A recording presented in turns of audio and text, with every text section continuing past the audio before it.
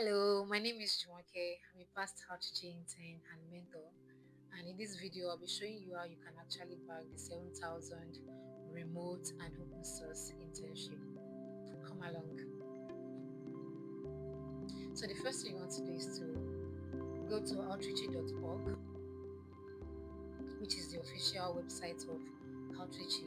And on the homepage, you will see a short description of Outreachy. It says here that Outreachy provides internship in open source to anyone from any background who faces underrepresentation, systemic bias, or discrimination in the technical industry where they are living. Interns are paid 7,000 USD and they work remotely.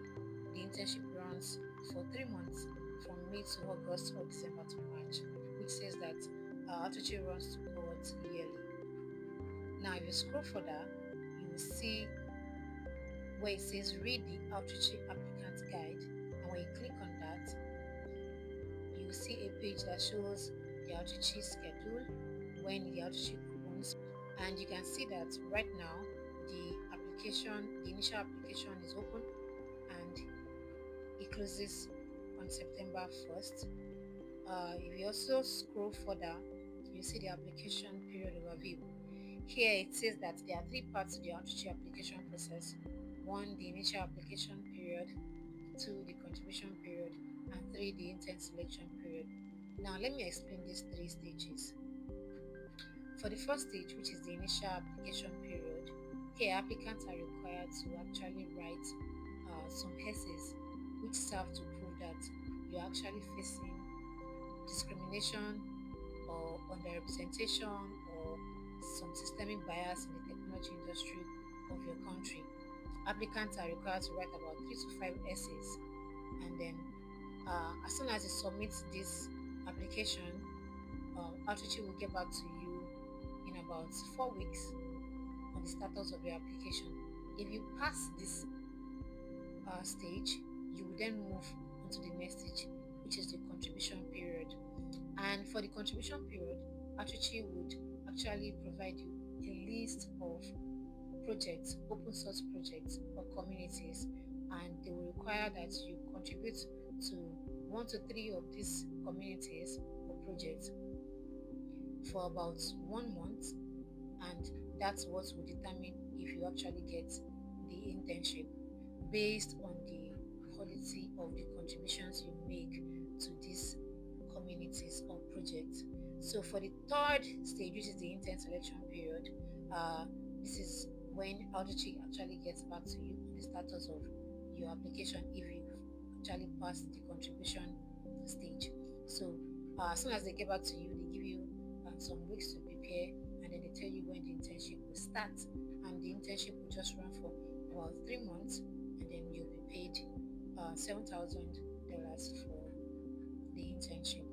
Now, for the purpose of this video, I'll just be sharing how you can actually pass the initial application stage, the tips you need to write convincing essays. I'll make another video where I'll tell you how you can actually prepare for the contribution stage while you are waiting to hear the status of your application. Then I'll make a third video showing you how you can actually scale through the contribution stage. Then I'll make the last video where I'll tell you what the internship is about. So for the first stage, here are some general tips to scaling through the first application stage. Now, you need to actually write your essays early enough before the application opens, or as soon as the application opens, right? And this is because sometimes applications are considered on a rolling basis, meaning people are selected as the applications are coming in. So you actually might want to send in your application very early. Then sometimes the application window is very short, maybe a week or 2 weeks. So you need to get your essays ready before the application opens.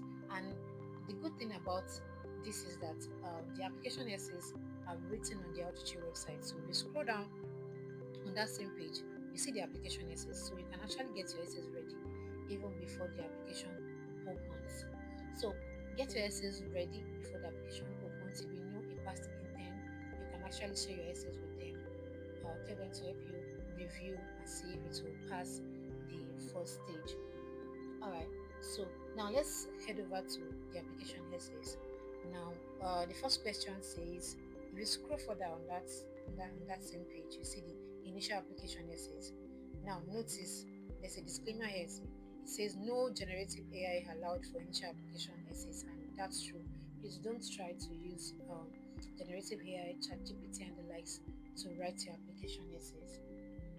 Make it personal, write from your heart, share personal stories. Uh, those are the kind of essays that actually make it to the next stage. Now, to the essay questions. The first question says, what country will you be living in from December 2025 to March 2026? And just state your country. There are some countries that Outreachy do not want to apply, and there are some countries they actually want to apply. So if you come through the website well enough, you see the countries where Outreachy do not want applicants applying from. Now, the next question says, are you part of an underrepresented group in the technology industry of the country listed above? How are you underrepresented? And they listed a number of underrepresented groups that you can be a part of. The next question says, what systemic bias or discrimination would you face if you applied for a job in the technology industry of your country? Does your learning environment have few people who share your identity or background? Please provide details. What systemic bias or discrimination have you faced while building your skills? Then the last one is optional. Here you are expected to state content. One is if your essay contains words that might reflect violence or sexual assault or war. Now, before you start writing your essays, you need to look at the list of these underrepresented groups listed in number 2, right? And pick 1, 2, or 3 that you can relate with. How are you underrepresented? Is it in terms of gender, age, religion, sexual identity, nationality, personal appearance? I mean, sit down and think about it and pick about 1 or 3 that you can relate with. Now, make sure that your essays are based on this underrepresentation criteria that you have actually chosen, right? The next thing is you need to write personal stories. Don't just write generic stories like, yes, I'm underrepresented in Nigeria. Yes, in Nigeria, women do not learn tech. No, you need to write personal encounters, personal stories that will actually convince the reader or the grader that you are indeed underrepresented in the technology industry of your country. Now, you also need to convince your reader by adding links to articles or publications. For example, if you're saying that in the technology industry of your country, women are underrepresented, or maybe men dominate the technology industry of your country, you need to link, write a link to an article, include a link to an article that supports that, because your reader or the person that is reading your essay might not be in Nigeria. It could be someone in the US or wherever, and the person does not know what is actually happening in your country. So by the time you had a link to your essay, the reader would be convinced that this is actually happening in your country. Now, when you're adding your link, don't add the real full link, because for these essays, they're actually maximum characters. I think it's about 500 or 1,000 maximum characters for each essay. If your essay is more than that, the Outreachy website will cut off your content, right? So you want to manage the space you have. So your links, some links can be very, very long, right? So you can make use of websites that help to shorten links, right? And then so shorten these links and then add them. Don't add them as hyperlinks, because the links are not clickable.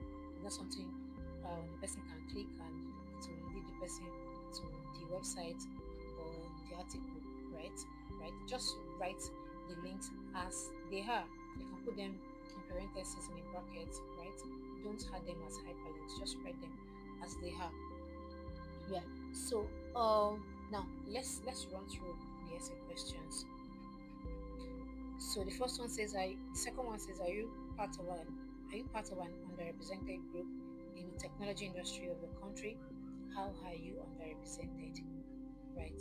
So start by saying yes, you're part of an underrepresented group, and then share a personal story, or perhaps when you wanted to transition to tech, because you're a lady, or you were convinced to not transition to tech because tech is dominated by men, or maybe when you wanted to launch out, you couldn't find female mentors.